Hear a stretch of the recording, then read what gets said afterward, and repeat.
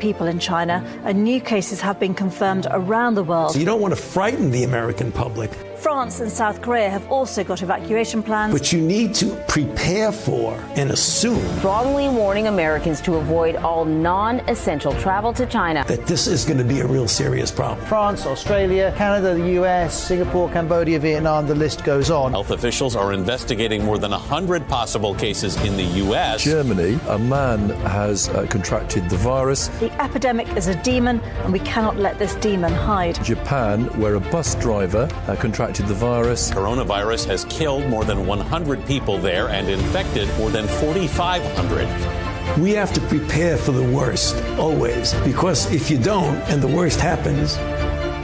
War Room Pandemic. Here's your host, Stephen K. Bannon. Donald J. Trump, the 45th President of the United States, says nothing's inevitable. And by that he means that American grit, determination, human action, human agency. You have your hand on your own destiny. If you're going to sit there and take it, then you're going to get rolled. If you're going to stand there and fight, then we're going to win. And from the mouth of babes, we're hearing it today. Han Mei from China tells us, hey, a sneak attack in 1941 took one Sunday away. A sneak attack in 2020 by the Chinese Communist Party has taken 17 Sundays away. I want everybody just to embrace that, okay? Embrace it. And think about what that means to people that came before us and what it means to people who come after. We're accepting this right now. It's not acceptable. And this doesn't mean I'm not criticizing the governors or the mayors or the county supervisors that are doing this. We're pointing our anger at the wrong people. The anger has got to be pointed at who caused this and who has enslaved the Chinese people. That is the Chinese Communist Party. It's very simple. This is black or white, and there's no middle ground. They are a atheistic, materialistic dictatorship that has ruled over their people now for 70 years in the most brutal way possible, with the Great Leap Forward that lost 30 million people, where they collectivized, tried to become an industrial power. The Great Famine that came off of that, they lost another 30 million. The Cultural Revolution, where they tried to strip down and destroy all of the underpinnings of Chinese culture and society, Confucianism, the Tao Te Ching, all of that. Another 40 or 50 million murdered. 100 million people. When America came out of the war in the great 1950s and early 60s, when we were the powerhouse of the world and had the great times after World War II, where the Chinese people were losing 100 million people, brutally starved to death, tortured to death, beaten to death. We had a guest on last week on our Descent in Hell Part 4, talked about his grandfather was a judge, was a Superior Court judge in a regional city. They dragged him out to the middle of the square in front of his kids, made his kids kneel next to him, and beat him, whipped him like a dog, right, every day until his wife committed suicide. That's the type of people we're talking about, right? And it's from, and look at what young Lee said, right?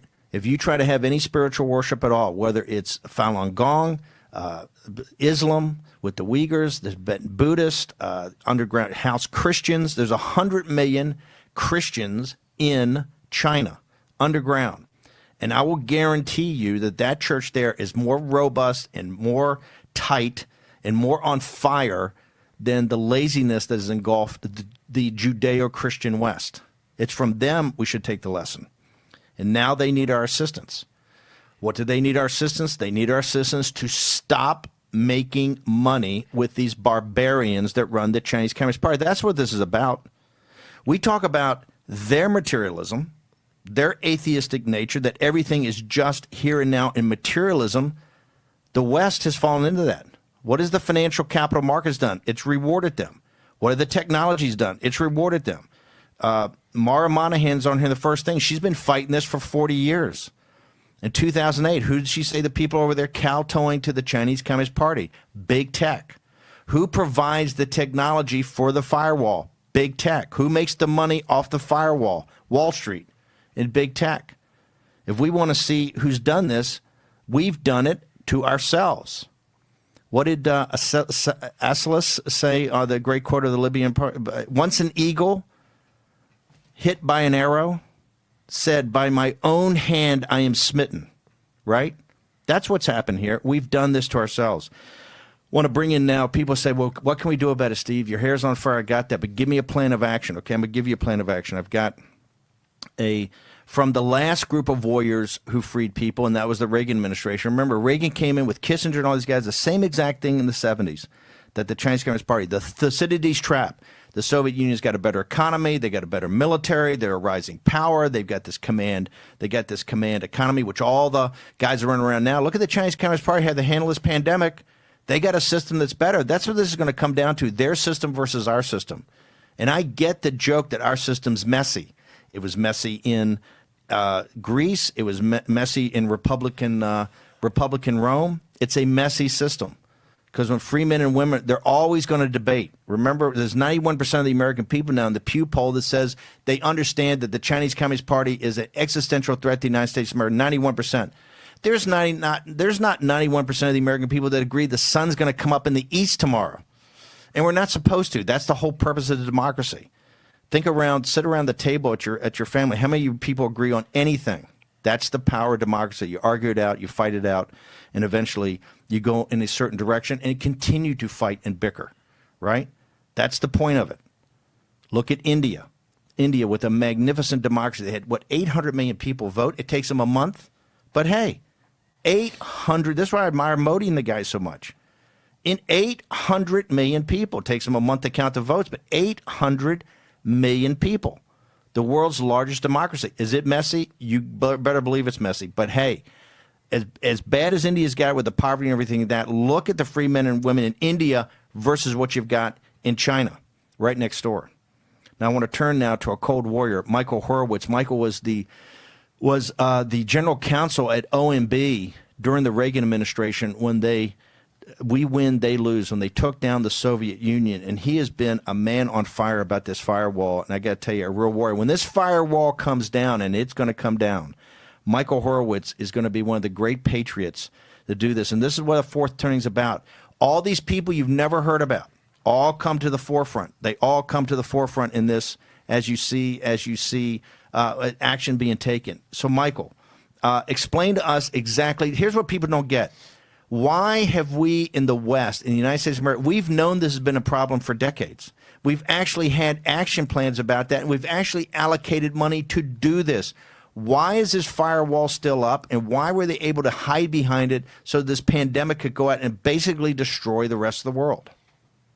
Steve, before I do that, will you just let me make a couple of comments? Because I was listening to that young Mr. Lee. You and I are very lucky people, Steve. We get to meet heroes, these astonishing people with such bravery facing the PRC, and they're going to win. You look at them, you talk to them, and you know in the end, history's going to be on their side. And one of the ways that we're going to win, as you said, is that firewall. The big thing we need to do is to get the policymakers in the United States to listen to what the communist leaders tell us. Hu Jintao remarkably said, and we haven't quoted, "I cannot maintain the stability of the socialist state if I cannot, quote, purify the internet." Many campaigns to purify the internet, and China spends billions of dollars on its firewall. The smartest kids in information technology, they go to work, if they're good enough, on the Chinese firewall system. And let me just say one last thing before I answer your direct question, because you were talking about messiness in democracies. Here's the greatest lesson I learned from Ronald Reagan. Democracies not only seem messy, we always seem divided. We're at each other's throats, arguing and so forth. And dictatorships always seem strong and unified. Reagan's greatest insight was the truth is just the opposite, that democracies are resilient. We respond to threats and problems. We solve the problems, whereas dictatorships are vulnerable and fragile.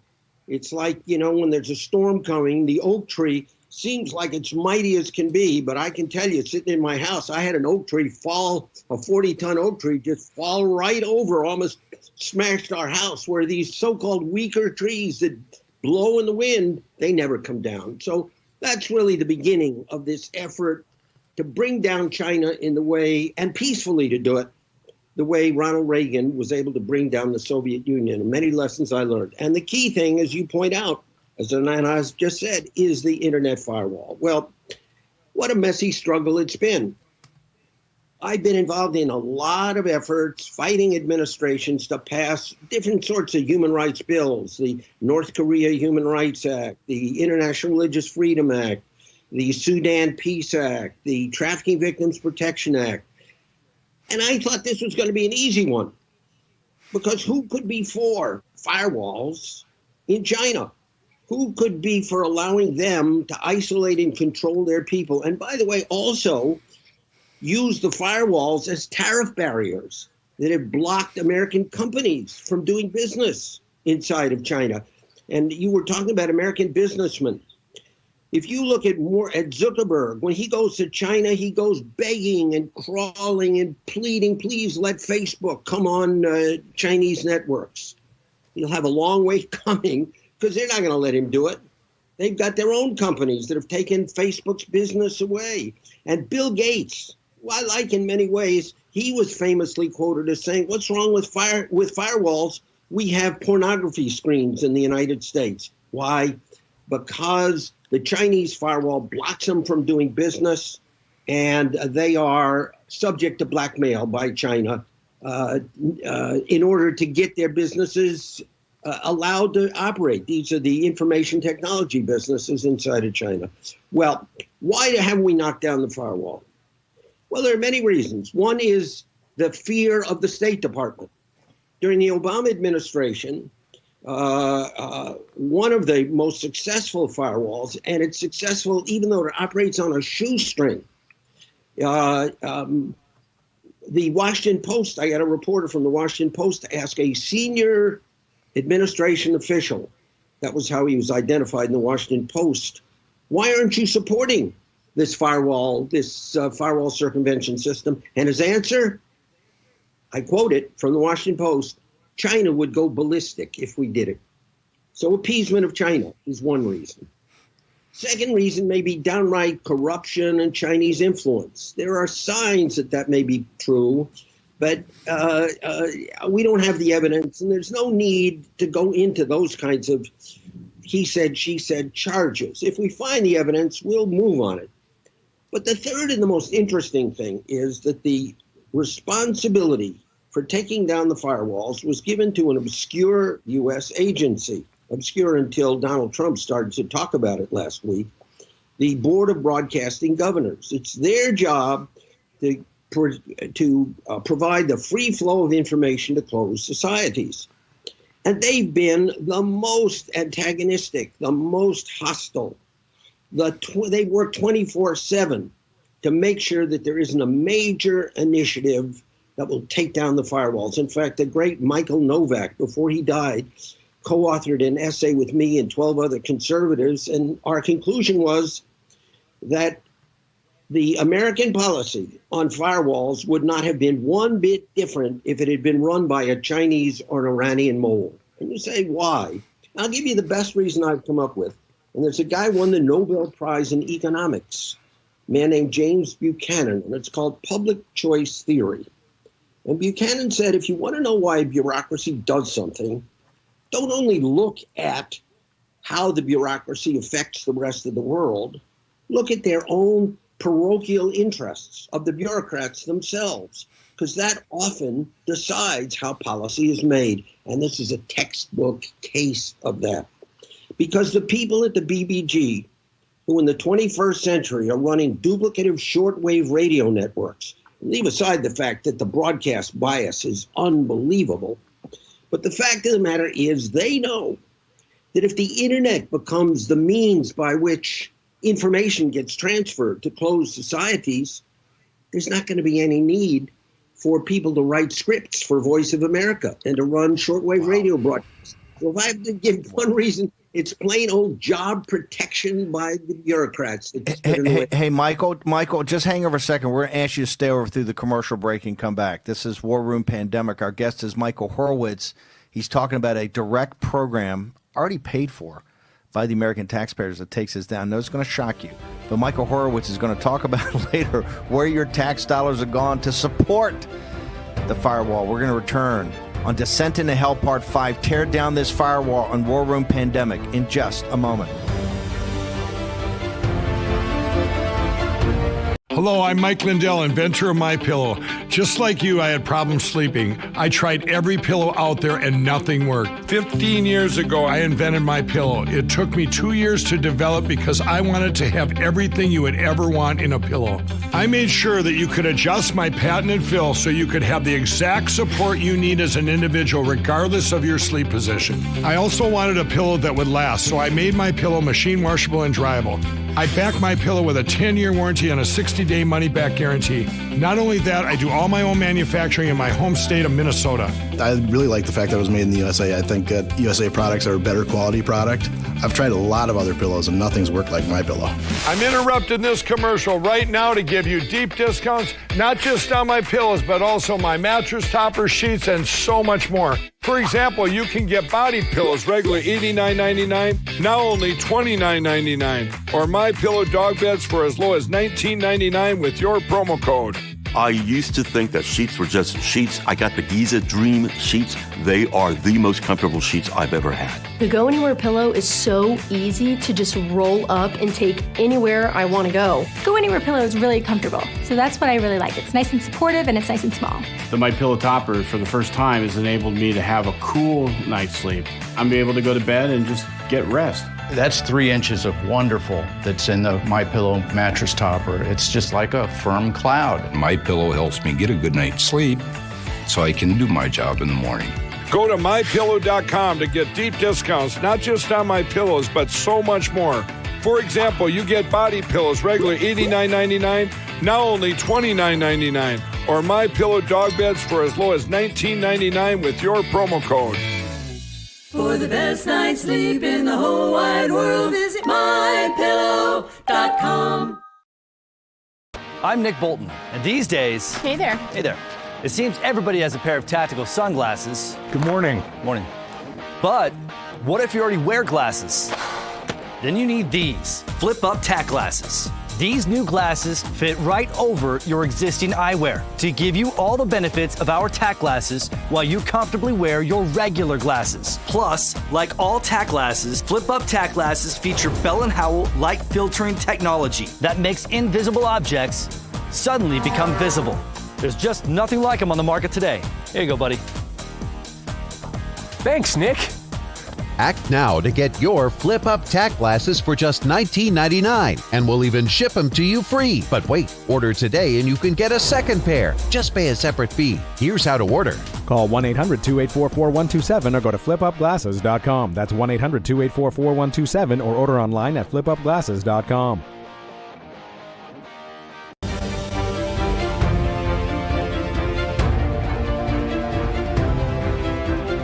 War Room Pandemic with Stephen K. Bannon. Here's your host, Stephen K. Bannon.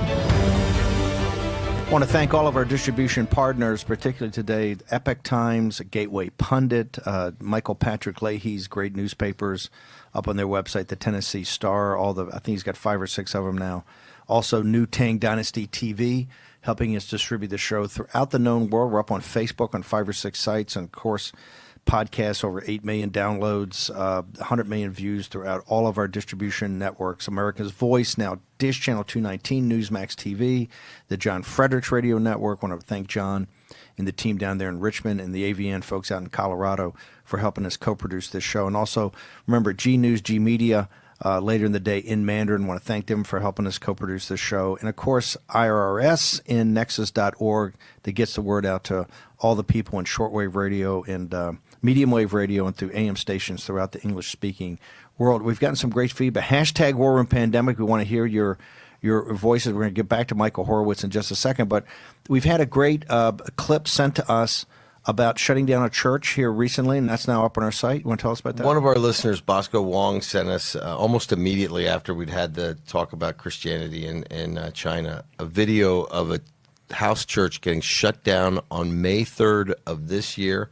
I recommend that you go to hashtag War Room Pandemic. It's up there. You'll see it. It's frightening, and it shows you the power of all of you out there together putting out this information. You're showing the world what is going on inside China. The persecution of the church in China is equivalent to the persecution of the church in first century Rome. No difference. So if you want to assist the Christians there. Also, Falun Gong, they said in the very first segment today about live organ harvesting because they make more money. Just think about that, live organ harvesting.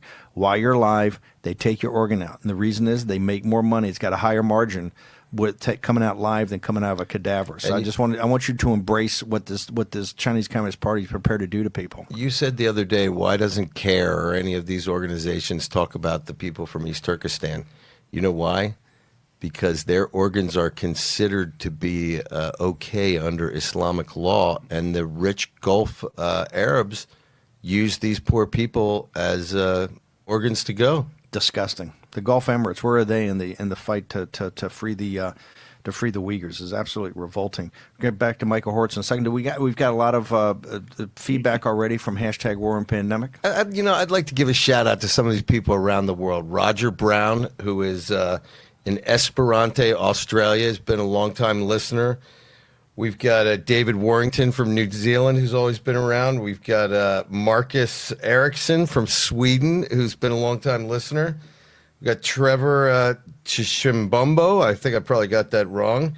We got Johan Tabers from South Africa. Thank you. All you guys have really been helping us out. And, of course, the last one, Bosco Wong, who's part of the Hong Kong Freedom Movement. There's so many of you that I'd love to shout out to every day, but really you make this possible, and it's this group of people that make it possible. The young patriots in Hong Kong, they're like the patriots of 1775, what they've gone through. 200 arrested last week. Jimmy Lee and all the senior guys all arrested, still in jail. It's absolutely outrageous, and we have not stood up yet and called that out. We've got to do that. Okay, I want to turn back now to Michael Horowitz from the Reagan administration. He was a general counsel at Office of Management and Budget. And remember, OMB is where the dollars, that's how they get assorted to the programs and make sure they're spent in the right places. So, Michael, we've actually appropriated this money. We only got a few minutes with you because we've got some other Chinese nationals who are going to come on. But what you've brought up to the American people's attention is that we've already allocated this money. We've already appropriated it. The American taxpayers sit there, well, look, in a $4 trillion or $5 trillion budget, if we've already allocated, why has it not been spent, and why is this firewall still there? Well, I told you, during the Obama administration, we couldn't go to the State Department because, as I say, they didn't want China to go nuclear. And so we had to go to this Board of Broadcasting Governors, which was out there protecting the jobs of the people who write Voice of America radio scripts. Now, even so, when we did it, I just want to tell you how terrible it was and why Tom Coburn called the BBG the most useless, worthless agency in the federal government. They were scared at one point that we might be able to get Congress to allocate 20% of their budget that had to be for firewall circumvention. So they came to me and they said, come on, let's work if you drop that effort. I said, okay, I'm going to give you, I want a comment from you. I'm going to go to one of the firewall circumvention systems, the best one out there, and they're going to come up with a plan. And they did. And they said, look, for $20 million, that's less than 3% of the BBG budget, we can, within 6 to 8 months, have 500,000 house church Christians in a U.S.-hosted worship service participating on their cell phones, and 200,000 Iranians having a town meeting with the President of the United States in the Oval Office. And the President of the United States with the ability to speak to the people of any country at any time he wants to, as long as they've got cell phones, which everybody does. They said that would be true for $20 million. So we got him on the record as saying it. And still, they worked like the dickens to say, well, it's not quite, it won't be ready yet, and we didn't really mean it, and so forth. So we couldn't go anyplace, so with them. Then in comes the Trump administration. The BBG, however, is still, as you know, we've tried to confirm Michael Pack as head of the BBG, and the Democrats have blocked it. But just a short time ago, I realized that we had succeeded with Congress in ways we didn't think we could. And I want everybody on this podcast to remember 4 numbers, 7050, because it took me a while to find it. What that says is that both the BBG and the State Department, and now it's a State Department whose Secretary of State is really tough on China, have joint responsibility to tear down the firewalls. And, said the legislation, you must spend not less than $60.5 million to do so. Now, the words not less than are remarkable. I tell you, from being at OMB, most of the language is always you can't spend more than so-and-so. This says you can't spend less than $60 million. And we, however, we're still focusing on that crazy BBG. We discovered this section 7050, and we've started to kick into high gear because we now know that it is possible. Oh, and by the way, not only did it say not less than $60.5 million, but they said to the Secretary of State, you can tap 3 different budget accounts that have more than $3 billion worth of appropriations, almost unlimited funds to tear down the firewall. So it's within the last few months that we've started to hone in on 7050 and talk to the State Department and also try to reform the BBG. Michael, we got to bounce. How can our listeners help you? What do you need as far as assistance from people that are watching this show and listening to this show right now? Well, I think they need to write to members of Congress, for one thing, Steve. And one guy in particular who's been great in Congress, the leader is Tom Cotton of Arkansas. In my view, a future president of the United States. He really gets it. And tell them to do it. And they need to look. There's a really good article that was just in the Daily Caller last Thursday by a man named Charles Cobb, K-O-L-B. And it just sets everything out there. And let me just say one other thing of what they ought to tie these letters to. Because in the past, when we tried to tear the firewalls down, the whole China crowd was saying, oh, my God, China will go crazy and it'll, and they will go crazy, as you know better than anybody, Steve, because they said their survival depends on the firewall. But there's been a change. And it's the one good thing that's coming out of the COVID pandemic. Because now we see the firewalls not only as a means of bringing information to China and liberating China, the internet is a means of protecting us from China's efforts to hide what's going on inside of China. So it's changed the whole political equation now, because now to be for taking down the firewalls is to be to protect America so that never again will 350,000 people from Wuhan be able to travel to the United States in January. We will know through the internet by breaking down the firewall the pandemic had begun in December, and we'll be able to take action. So the Chinese know it, but the political system is now ready for change, and we've got the damnedest coalition, including some Democrats, who are out there working with key members of Congress and working with you, Steve. As long as your hair stays on fire, that's going to help us one heck of a lot on this one. And there's some other people quietly. But listen, I think we've got to bounce. Just how do people get access? What's your Twitter feed? What's your website? Tell us how people throughout the world can get to more Michael Horowitz. What we need to do is get in touch with you, Steve. But I'm just telling you again that the politics are there, because now it will be possible for people who want to take down the firewall to say, what? You want to allow China to hide itself? Pompeo just gave a speech at the G7, said that transparency in China is now an American national security imperative. Well, the way to do it is the firewall. And I got to also say, we're focused on the firewall, but you mentioned the Falun Gong and the House Church Christians. It's been one of the great blessings of my life to be able to work very closely with them, with a hero like Bob Fu, who was the bridge to the 100 million House Church Christians, and with the Falun Gong leaders. And it's a Falun Gong system that's the best system to shatter the firewalls. It needs that $20 million to get a shot, which we're working very hard to see that it can, so that it actually, Steve, I think we can tear down the firewall before the election. And it will allow the president to make clear that while the Democrats slept for 7 years on that and appeased the Chinese, he took down the Berlin Wall of our time. So I think we're gonna fight hard. Let them read that piece in the Daily Caller. Let them write to we'll their get it all. Michael, we got to bounce. We got a commercial break. We got to pay some bills here. I want to thank you, Michael Horowitz, a true patriot. The first time under Reagan, and now with President Trump. Tear down this firewall. We're going to return with Chinese nationals and their voices in just a moment. Hello, I'm Mike Lindell. You know me as the My Pillow guy, but what you might not know is my story.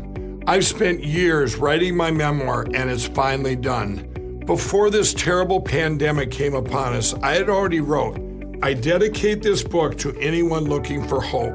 Well, right now, we're all looking for hope. And I've always used mathematics to prove that God exists. In our lives, we've had things happen that are 1 in a million or 1 in a billion, or we might say that's impossible. Well, when do we say it all has to be a miracle? My life has been like living inside of a movie, and in my book, I have pictures that are going to validate everything that you're going to read. I believe that my story is going to bring inspiration and hope to everyone. By the time you're done reading my book, you will believe that with God, all things are possible. Mike spent the last 7 years writing his book to share his life story. In this difficult time we are in, Mike's book will bring much needed inspiration and hope to everyone who reads it. But now the game was over. The house had won. I was going to die right here on this deserted street. A small item in the news. American tourist goes missing in Mexico. Call now or visit MyPillow.com to purchase What Are the Odds from Crack Addict to CEO. Enter the promo code and you'll receive free shipping. Mike will also include a free $25 MyPillow gift card. Mike shares his incredible story of addiction, divine intervention, and hope. In his new memoir, What Are the Odds? From Crack Addict to CEO, learn how Mike's 14 near-death experiences and heavy crack addiction led him from a place of total darkness into the light. Mike's personal stories of transformation remind us that with faith, all things are possible. Call now or visit MyPillow.com to purchase What Are the Odds? From Crack Addict to CEO. Enter the promo code and you'll receive free shipping. Mike will also include a free $25 MyPillow gift card. My son needs this drug. I hope it doesn't cost too much. I hope my insurance pays for it. Can you tell me how much this will be? 67. Sorry. Wait, have you heard about GoodRx? GoodRx finds free coupons to help you save up to 80% on your prescriptions. Wow. I had no idea. GoodRx. Stop paying too much for your prescriptions. What kind of world do you want to live in? I want people to wear what they want. I want to bring pride back to our communities. I want us to be free to talk about mental health. I want humanity to reconnect with nature. I want sustainable to be the solution, not the alternative. Make the world you want. You've got the power, we've got the tools. And now, take your online presence to the next level with the new GoDaddy Websites Plus marketing.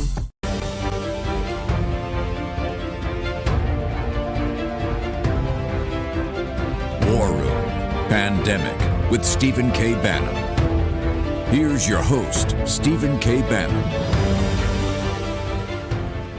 Welcome back. We're here with Descent into Hell Part 5, Tear Down This Firewall. We've got more Chinese nationals who are going to join us in a minute, but we've got tremendous feedback. Hashtag War Room Pandemic to all of our distribution platforms. You can get to that. Jack, what do we got some community feedback? Yes, I thought this was a great comment that someone made. Steve made the parallel between the persecution of the Roman Christians and the persecution of the house Christians. And one of our listeners from the other side of the world wrote, the Romans persecuted Christians because transcendence threatened their legitimacy. The CCP persecutes Christians because it threatens their legitimacy too. And I think that's very clear. That's very powerful. I want to go now to Mary, one of the whistleblowers. I want to answer that question. Mary, thank you for joining us. I understand you come on today and you're using your whistleblower nom de jour at great risk to you and your family. I have a question following off of what Jack just said right there. The CCP tells the world the reason they have a firewall is that China is ungovernable, China is unmanageable, China is chaotic, and they need, as the former president said, they need to purify the internet for social stability. Now, the question I have you're a 4,000-year-old culture in society, and you had many firsts in the world, writing and gunpowder and all this. Why, from the Chinese people's perspective, Is the CCP right? Are you people ungovernable? Are you uncivilized? Can you not manage your own affairs unless they block you off from the rest of the world and block you off from any spiritual development or any spiritual inquiry? Mm-hmm. Thank you, Mr. Bannon. That's a great question. So I do have some thoughts about this. As real quick about my own background, I was born in mainland China and then moved to Hong Kong when I was around 14. And I've worked for many Chinese state-owned companies, and a lot of my family members are CCP party members. And this is a line that CCP is telling we are very familiar with. Their argument is always that, there are too many people, the population base is too large in China, and then look at the Chinese history. We are always with this centralized government where democracy is not good for us. Actually, for me, this argument doesn't stand up at all. Because if you actually study with great deliberation of their argument, you'll find actually it's lacking key logical linkage there, and then it's not evidence-based at all. And then in terms of talking about tearing down the firewall, when I first got the topic, I had this question immediately coming to me. That is, why does it matter? Because to the free world, it's quite a simple concept that if there's no firewall, that simply means the freedom of the press and freedom of speech. But why freedom the press and speech matters, and why freedom in China also matters to the West?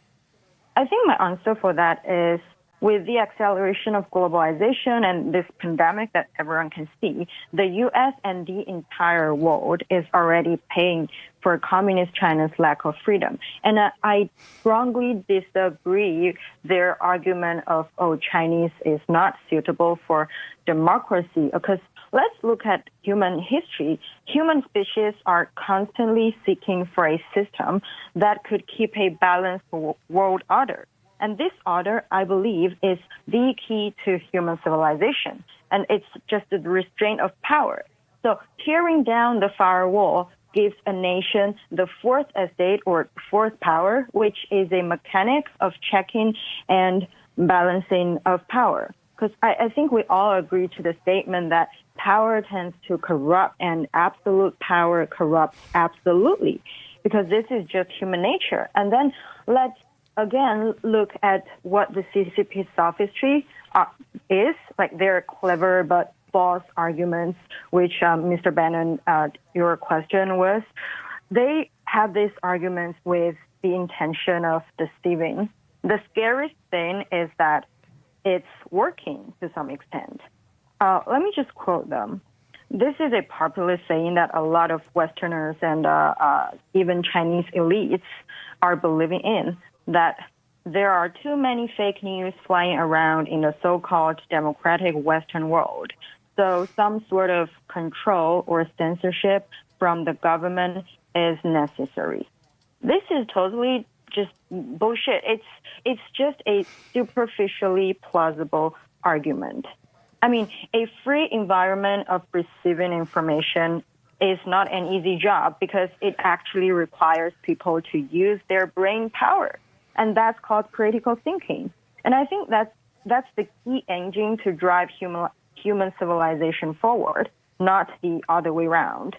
And yes, it's undeniable that humans are flawed and human society is flawed, and democracy is far from being a perfect system. But again, absolute power corrupts absolutely. The imperfect democratic system doesn't rationalize the totalitarian regime. The flawed system doesn't justify the existence of dictatorship. And I mean, this is not only about China. Just look at Dr. Li Wenliang, and this is not an occasional event. It's an inevitable outcome under any kind of totalitarian regime, and now it's damaging the world. So you're saying Dr. Li. You're saying Dr. Li, who was the great hero in Wuhan, who told the authorities in December of 2019 that there was a human-to-human transmission and community spread in Wuhan, and they should address it among his in a WeChat group with his other physicians. They hauled him in front of the authorities, made him, after torturing him, made him sign a proclamation, said he was a rumor monger, right? And then was going to ostracize him and his family. And then later, when they proven wrong and they proved they lied, he became a great hero. Went back to the hospital in Wuhan and died, saving his fellow citizens of Wuhan from the disease. I want to give you a hat tip, Mary. I think you're the first Chinese national that's ever going to be penalized by the FCC, but we are greatly honored. That's truly what freedom of speech is. Last thing, I just want to ask before we let you go is, are the Chinese people ready for democracy? Do you see in your fellow countrymen in mainland, are they ready for democracy? Are they ready to govern themselves? Because, I've been around China since 1977, 1978. I have many Chinese friends there. I've lived there on and off in certain times throughout the last, 40 years or so. It seems to me that they are. If we can have it in the United States of America, right? We can have it in China. But from your perspective, because the CCP continues to tell the elites in the world that the Chinese people are ungovernable, they're uncivilized, they're chaotic, and the whole Chinese enterprise will collapse if left to their own devices. What say you? That sounds to me like a total joke. Just look at Hong Kong, Taiwan, or even those Chinese communities in overseas, in America, in the United Kingdom. I don't think there's a problem with Chinese fighting for democracy. I think we're totally ready for that. And I actually have a problem with some of the Westerners who are still arguing for the communist China. And I don't think it's now time for rational or theoretical discussion about which kind of system is better. China's system is not that bad, maybe. I think there's no room for this kind of discussion. I mean, the CCP is the 21st century's Nazi and Soviet Union, or combined, or even worse. But at least the free world back then knew you were fighting against these strong and evil enemies. But today, before I came onto this show, I just read a piece of news from the Daily Mail UK, where the China's ambassador to the UK, Liu Xiaoming, he denied there was a cover-up on coronavirus. And this is what he was saying. He said, you can't have this campaign of stigmatizing disinformation and smear against China, as some American politicians are doing. So I think this, without the democracy in China and without overthrowing CCP or taking down the firewall, the entire world and also America is facing its strongest, biggest crisis since its establishment. That was my thought. Thank you, Mr. Bannon. Mary, thank you. I want to thank you very much for joining us today. Quite heroic, and we look forward to having you back on in the days and weeks ahead. So thank you very much for joining us. My pleasure. Thank you. Now we're going to be joined by Depo. It's his whistleblower name. But before we do that, I want to just comment to this. Here in consistent, I think what she had to say is very powerful. It's not time for a theoretical discussion. They're at war with us. They're at war with humanity, and they've proven that. Forget if it came out of the lab or if it's part of a bioweapons program. And we've had Sherry Markson on from the Daily Telegraph in Australia, Bill Gertz from Washington Times, reporters from all over. The intelligence agencies are looking at that. The World Health Community is looking at that. How did this thing happen? And this biological Chernobyl, what went on? But we do know as a fact they suppressed the information. And Dr. Li is the prime example. If the Chinese Communist Party had listened to Dr. Li's voice and listened to Dr. Li's voice in the last week of December of 2019, the University of Southampton in the UK tells us 95% of the deaths, 95% of the agony of those people that have it are going to have it for the rest of their lives, 95% of the economic destruction would have all been avoided. They could have shut this down in Wuhan at the time if they had just listened to the Chinese people, these heroic doctors who knew as a matter of fact that they had human-to-human transmission and community spread. And it takes, I think this is what's so powerful, and the reason we love doing these Saturday shows, someone like Mary sits there and goes, we're beyond a theoretical discussion. We're in a hot war. okay? And you see the information war. He's in London today saying, oh, some radical, racist, nativist, xenophobe politicians in the United States are trying to stigmatize China. They're not stigmatizing China. It's about the Chinese Communist Party. And she said, let's be just blunt. This is a combination of the Nazi Party and the Soviet Union, the worst of the commissars, right? That's what they are. It's clear to the world they're that. There's no theoretical, you don't need a theoretical discussion to take down the Nazis. You don't need a theoretical discussion to take down the dictators in the Soviet Union. We're beyond having a debate. This is not a debating society anymore. They unleashed by an act of commission and covering it up. We're going to find out later what they were actually doing in these labs. But we know an act of commission of covering it up. They are solely responsible for doing this. And the Chinese people are telling you that. Combination of the Nazi Party and a combination of the worst of the dictators of the Soviet Union, which had people basically in servitude, in serfdom, modern serfdom for decades and decades and decades before Ronald Reagan and Margaret Thatcher and John Paul II and the people of Poland. And it all came from those people who finally had a belly full of it and said, this has to come down. And remember, your elites with Kissinger and the Council of Foreign Relations and all these guys said, oh, no, they're more powerful people. We have to have rapprochement. We have to have détente. Let's have all these treaties to keep them in power. Ronald Reagan, who they considered a moron from California, he said, hey, how about this? We win, they lose. They're an evil empire. When he said that, the establishment in New York and Washington, D.C. literally melted down. It was Clark, not Ramsey Clark, the other Clark, the guy said, the Georgetown guy, said he's an amiable dunce. He said this at the cocktail parties. Well, guess what? Donald Trump's the new Reagan, and this is the new war that we fight. We're going to return with more voices of the Chinese people on Tear Down This Wall on Descent into Hell Part 5, War Room Pandemic. We'll be back in a moment. The hottest new razor is taking the men's grooming world by storm. And if you don't have it, you need it. Micro-Touch Solo, the hyper-advanced full-body razor that trims, shapes, edges, and even shaves with micro-precision. And it's totally safe to the touch.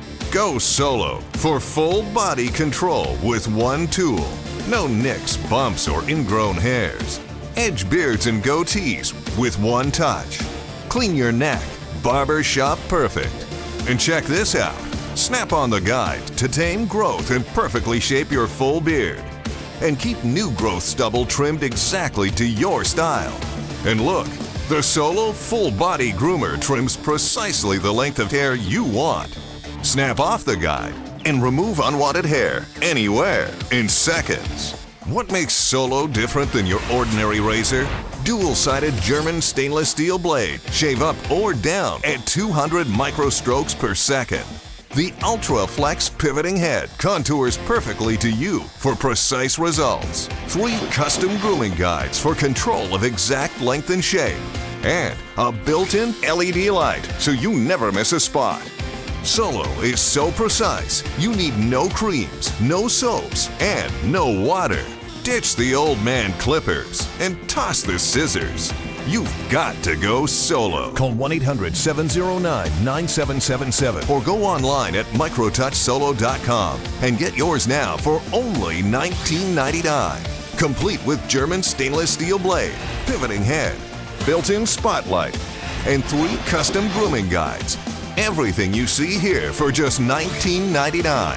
The all-new Micro-Touch Solo Full Body Groomer. The one tool that does it all. Hello, I'm William Shatner, and you may not know this about me, but years ago, I was diagnosed with a sleep disorder. And like millions of others, I was prescribed sleep equipment. Did you know sleep equipment manufacturers recommend daily cleaning? That's why I use SoClean. It's the perfect complement to my daily routine, and it's hassle-free. SoClean is fast and easy. It keeps my sleep equipment fresh every day without the need for disassembly. With SoClean, daily maintenance is a snap. All you do is place your equipment in, close the lid, and walk away. You can try SoClean risk-free for 30 nights. Order now and get a $50 rebate. SoClean is so fast and gives you peace of mind that your sleep equipment is fresh each time you use it. Call 1-800-648-4349. And for a limited time, get a $50 rebate. Call 1-800-648-4349 or go to SoClean.com.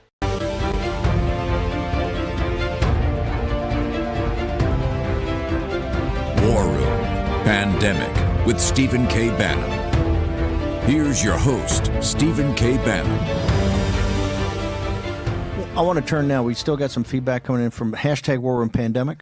Well, again, one of our loyal listeners on the other side of the planet, he says it's 3:30 a.m. in New Zealand, and I really should be asleep. He said, but these specials are so good they could last all day long. And, just, again, it shows you why we're doing this is we want to educate the world about the evil, which is the CCP, and we're all in this together. Look, we're a platform for the deplorables. We're a platform for the working class economic nationalists out of the Bernie movement. We're a platform for you to have your voice heard. We're also a platform, try to be a platform for the Chinese people so you can hear directly from their voice. Now we've got another part of the whistleblower, another individual with the whistleblower movement, Depo. Depo, I have a question. You've been telling me over the last couple of weeks about these 5 methods that the CCP uses to control people. Can you walk the American people and your world audience through exactly how they try to control you guys?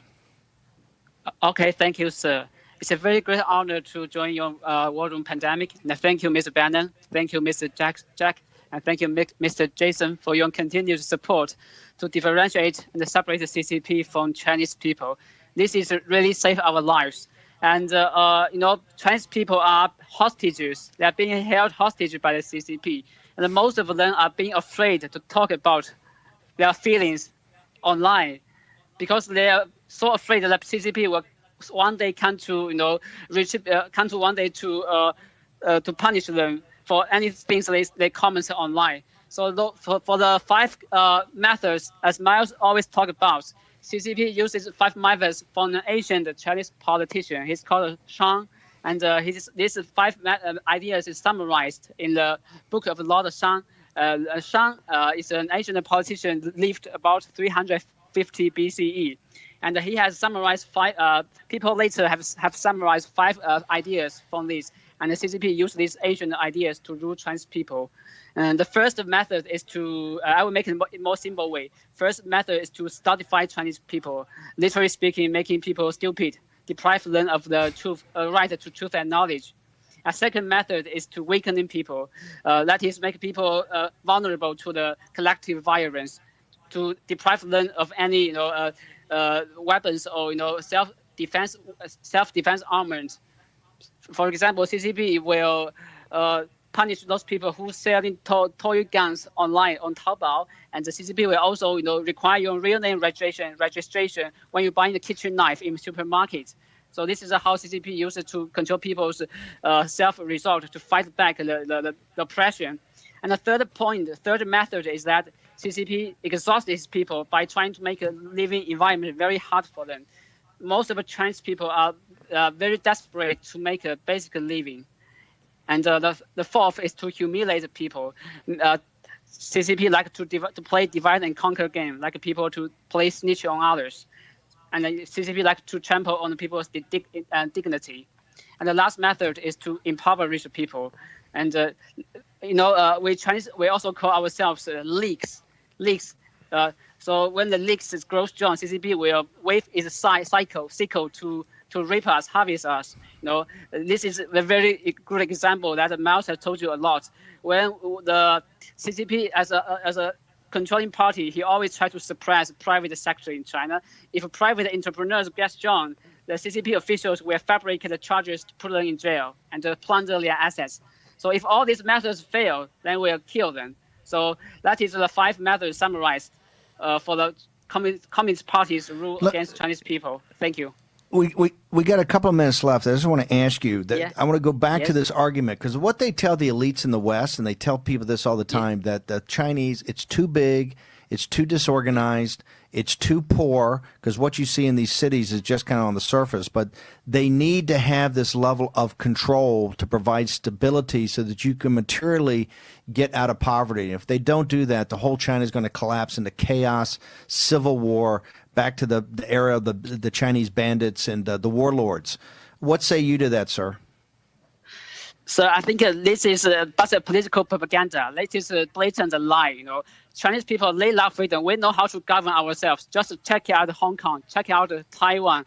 We are all Chinese, and they know how to govern themselves. They can prosper in a free world society. They know how to, Chinese people, they are not animals. They know how to govern themselves. They know how to use the democracy and the universal values to help themselves establish organized society. They know how to prosper in this world. CCP use this to deceive the world. I will try to take a very simple example. When we have a lot of human rights abuses in China, and when the foreign reporters accuses our foreign minister spokesperson, our spokesperson will respond, do you know China? Have you been to China? Do you know that under the great leadership of CCP, we have lifted the most population out of the poverty? But that is a lie. When the CCP is wasting its money around the world, dropping money around the world to do the OBOR project, when the U.S. asked to stop the loaning from World Bank to CCP would jump out to say, please, you cannot do this because China is still a developing country. We still have a lot of people living under poverty. So this is just a political propaganda. It doesn't want Chinese people to speak freely of their true feelings and what their true understandings and what is their true sufferings. CCP just compress our voices. So don't believe this propaganda. It is the deplorables of Chinese people who says the truth. Thank you, sir. Depo, thank you very much. Look forward to having you back here in the days and weeks ahead. The voices of all of you Chinese nationals today have been very powerful, and the world needs to hear this. They need to hear directly from the Chinese people. I want to thank you. I want to thank all of our production partners, and I would particularly want to thank the audience. It's you retweeting and getting this out. Hashtag War Room Pandemic. Just push it out to everywhere. Remember, it was Lincoln that said, a house divided against itself cannot stand. The world cannot continue on half slave and half free, because in their slavery, the slavery of the Chinese people have made serfs of working people throughout the world. Remember, it's the exporting of their deflation, the exporting of their overcapacity, the state-owned industries that allowed Xi and Wan Qishan to become multiple billionaires, and to take that money and to put it into the West, into real estate in New York City and London. They've stolen from the Chinese people, but they've also stolen from you. So remember, the freedom of the Chinese people is inextricably linked with your freedom. And that's why we need to support the Chinese people in this great finishing work of the 20th century, their freedom. This is War Room Pandemic, Descent into Hell Part 5. Tear Down This Wall. It'll be up on the podcast later. Please push this out to all your neighbors. Let them hear from the voice of the Chinese people. We will see you live 10 a.m. on Monday. Tired of struggling with regular mirrors that don't adjust so you can't get close enough? Need both hands but you don't have a stand? Can't move in the right direction to see your own reflection? You need Flexible Mirror, the bendable, light-up magnification mirror that comes to you. Watch. Just stick it on and turn the base. The super suction locking mechanism means you can put it on any smooth surfaced place, horizontal or vertical. Lock it onto any mirror, table, or desk. Use it in the shower, even on a window. The secret is Flexible Mirror's super strong articulating arm that's attached with an ingenious ball and socket so it can swivel and rotate for the perfect angle. And look how strong it holds. The mirror is precision crafted with 10 times magnification and crystal clear optics. And with a soft glow LED ring, you'll get picture-perfect lighting to highlight every detail. Flexible Mirror makes shaving, applying makeup, hairstyling, grooming, and accessorizing easier than ever before. Plus, men, listen up. The 10 times magnification makes it perfect for giving your beard a detailed trim. Whatever you need to do, Flexible Mirror